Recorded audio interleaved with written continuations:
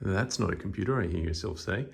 So this week I have had the day off, I had the week off work, and I have been doing some woodworking, building a charging cabinet for our living area out of old Jarrah, which is a hardwood from Western Australia, where I am right now. It's incredibly hard, like cutting it with a brand new blade and a really nice table saw, and it burns because it's just so hard. But I've got this almost done, and I'm looking forward to finishing that off during this week.